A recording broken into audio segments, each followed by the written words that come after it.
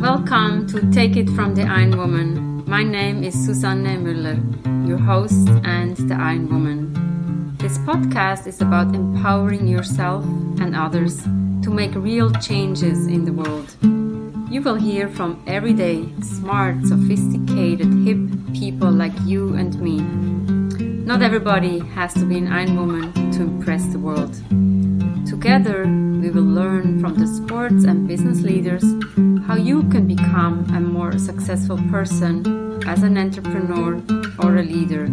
It's one step at a time, one day at a time. Take your steps now. Take your big steps now. Join me on this journey to success. Take it from the Iron Woman. And again, we only have special guests. Today we have Scott Perry with us. And actually, Scott was sent to me by Licky from Paris. So sometimes I get a guest from somebody. Somebody is introducing me to Scott. So please, Scott, introduce yourself. Who's Scott who's going to join us today? First, Suzanne, thank you so much for having me on the show. It's great that we have, as it turns out, we have several mutual friends and a mutual mentor or two. But it's delightful to be here spending this time with you today. My name is Scott Perry. I am a husband, father, and coach on the head coach team for Seth Godin's Akimbo workshops. I'm a coach, a difference maker coach with Creative on Purpose, which is my own brand. And I'm also the author of several books. The most recent is called Onward, Where Certainty Ends, Possibility Begins. Sounds very interesting. And I think we have many things in common. The one that's really of interest now is like you're a runner. Tell us a little bit about your running. What's interesting is that I am a runner because for almost all of my young life, I was an anti-runner. I was an athlete all through high school, into college. I played football. I played lacrosse. I dabbled in basketball from time to time. But one of the things that I detested most about being an athlete was the running, whether it was the distance running for conditioning or the sprinting. You know, when it was time to run, I was usually the guy that was bringing up the back of the pack, huffing and puffing all the way. And so when I was done with my collegiate level sports and ready to change my life, I stopped going to the gym and I stopped running. And as happens to a lot of athletes that stop conditioning, I put on a few pounds. And about the time I was 45, I guess, I realized I was in really rough shape and that if I didn't do something really fast, it was never going to get easier to take off all the weight that I had. So I actually didn't really start my running quote unquote career until I was about 45. And I literally started by just jogging to the end of the driveway and back because that's all I could do. But over the course of a year, I managed to get myself up to the point where I was jogging 3 to 7 miles a day. I got this crazy idea that I would start competing in 5Ks and found myself winning or finishing in the top 3 in my age group and kind of got bit by the bug. And so I've been now at 56. My running career is now 11 years long. And I do have a somewhat interesting story about where I run, but we can get into that maybe after I turn it back over to you. And it's interesting that I meet a lot of runners who say like, I came into running later in my life. So what does the running then mean to you? And obviously we heard you wanted to shed a few pounds. Well, I mean, it began as both the desire to get my weight under control. In that year, I lost 75 pounds. I like to joke that I made room in the world for 2 toddlers after I became a runner. So that was profound in terms of the health benefit and just in terms of my overall well-being. The thing that really surprised me was my wife is a meditator, and she's a really good, devout meditator, committed, disciplined.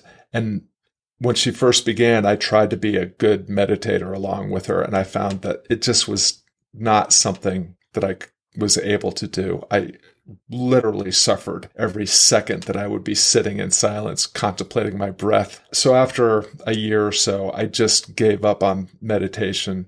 And it was years later when I began running that I found that my running became a form of meditation. And it became a really important part of my day because my days up until very recently have been broken up into really two parts. The early morning to early afternoon is when I'm a head coach in Akimbo workshops and I'm doing my own work for Creative on Purpose.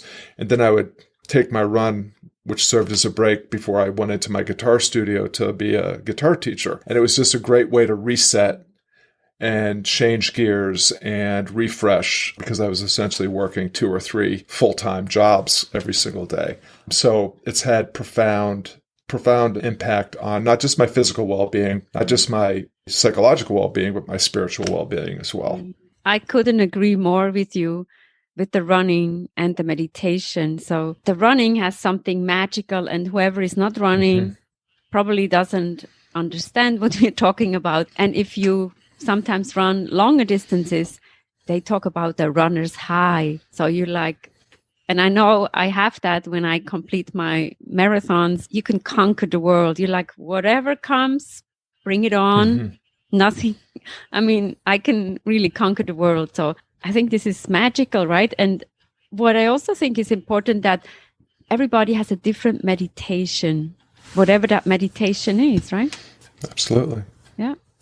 And I like that you say you transition from kind of like one job into the next. I always ask the question, so what do you know from running, or what can you learn from running that you can bring into the job or into leadership? Well, you touched on one of the things. I mean, Creative on Purpose is really dedicated to this idea of helping people develop their potential by engaging in meaningful work that's done with and for others. We enhance our lives most by work that elevates others.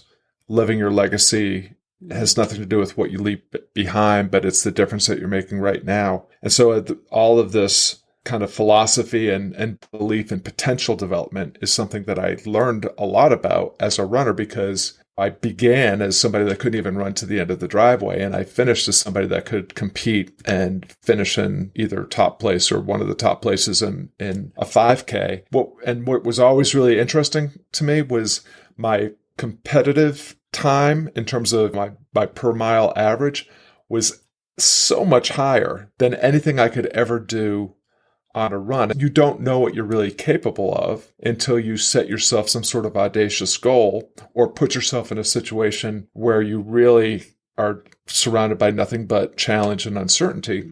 But you force yourself and you compel yourself to lean in and do what's necessary to complete the race or what have you. And again, just that idea, like in competition, you are surrounded by other people. I never really thought of it as I'm trying to beat the competition. A lot of the time I was just like, I'm just trying to survive. I just want to make it to the finish line. I don't know that I've ever experienced the runner's high that a distance runner gets, but I've definitely experienced hitting the wall of my abilities and then finding out that I actually had something else. And that to me was always really fascinating, that you can push yourself and push yourself and push yourself until you feel you can't push anymore. And yet there's always a little bit more if you're just willing to go there and dig in and do what's necessary to break through. That's what we learn from the professionals. I'm a very huge fan of Roger Federer, and he says, if you think you're done, do one more, whatever, playing tennis, or maybe you can take a few more extra steps. That's fantastic. And now we want to hear, what is that specialty that is intriguing to me to hear? So we want to hear.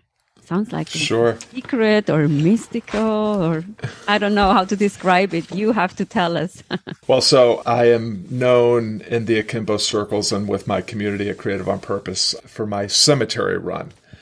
The way that it began was when I began running, my wife and I were raising our sons on a farm, and we lived at the end of a very long dirt road with no traffic on it, and that's where I ran. It was very safe, never had to contend with traffic or worry about anything. The most dangerous thing that ever happened would be coming upon somebody on horseback.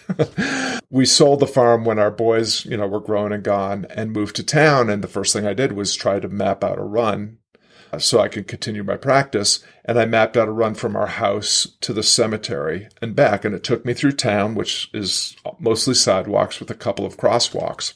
Town is very small, very rural. Of course, you're supposed to traffic stops at crosswalks, theoretically. Mm-hmm. And on one of my very first runs through town, I came within literally an inch of getting hit by a car in a crosswalk. So I decided in that moment that if I didn't want to end up in the cemetery, maybe I should drive to the cemetery and do my run there and then drive home because it was only about a mile away. Turns out the cemetery is very large, very beautiful. It's on the highest point in town. We live close to the Blue Ridge Mountains. You can see them in the background. It's stunning, surrounded by fields. Cows are lowing, deer are frolicking in the fields. The grounds are well landscaped, fruit trees, and of course the tombstones. And I am a practitioner of Stoic philosophy, and one of my favorite Marcus Aurelius quotes is, "Think of yourself as dead. You have lived your life. Now take what is left and live it properly." Again, speaking to the idea of meditation, this has become my meditation. I drive to the cemetery, I do my stretching, I go for my run, I then take a pause and I look around and I take in all the beauty of nature, and then I see all the monuments and headstones, and I'm reminded that my time here on earth is finite and that I won't be around for all of this beauty forever. And it really, for me, is a call to make the most of the time that I have left and to make the biggest difference and do the most good that I can while I still have the capacity to do that here on earth. And so it is a meditation on my mortality. It's a meditation on my purpose, and it's a meditation on, my passion to leave the world a better place than I entered it. How beautiful. How beautiful. And is there any run that stands out from so you always go to the same cemetery? I was thinking maybe when we were able to travel, some people go to Paris and there is this famous cemetery, or around the world, people go to visit cemeteries because there's so many famous people around. So you go to the same cemetery to run. It's my wife and I joke around when we do travel, or when we were traveling before the pandemic, we'd be driving along and pass a cemetery and go, "Oh, maybe we should stop and you could take a quick run." So it has crossed my mind that it would be kind of interesting to go to some of my favorite, or the resting places of some of my favorite authors or heroes or whatnot. I can tell you one interesting, the very first race I ever competed in was in a small town in Pennsylvania where my aunt and uncle live. And it was part of a community celebration. And it was the first time I was ever going to compete. I looked in the paper and it said that the race began at 9:30. Paid my fee. We drove up there, got a good night's sleep. Next morning I wake up, I'm having a banana so that I have something in my tank to run on and just relaxing. And my uncle says, "Hey, I'll drive you over to the race, to the starting line." And as we're driving, I see all these people running by and I think, this is really interesting. Are they like warming up? This is weird. And we get to the school where the race began and I'm told, oh, the race actually started at 9 a.m. And I thought, oh my God, I've missed the start of the race. And I just decided, you know what? I'm going to run. I came here to run. I'm going to run. So I began literally almost 30 minutes behind the entire field. The race went through town and there was lots of hills involved. I'm actually really good on hills. I actually didn't finish last, which I was really proud of. And I don't recall my exact time, but my time was the best time I'd ever run.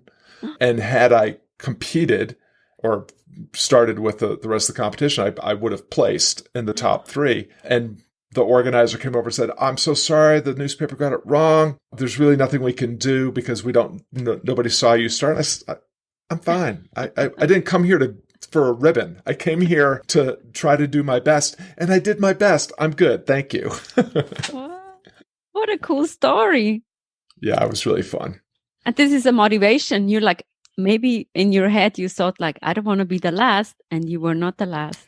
I was not. And the next year when I competed in the same race, I actually finished number 1 in my age group. Congratulations. So I got my comeuppance. Oh, that's nice. What an inspiring conversation. A runner and running in the cemetery. What are you taking away from this? Take it from the Iron Woman. We have episodes every Monday, every Wednesday, and sometimes more. If we have interesting people, we keep talking and talking. But certainly there's always great learning. You don't need to be an Ironman, a runner. You can be a musician, a writer. There's something for everybody. Take it from the Iron Woman. is also a book. You can order it on Amazon as a paperback or an ebook. And coaching is also available. Chime in, find something that fits you, and love to hear from you. Subscribe to the channels.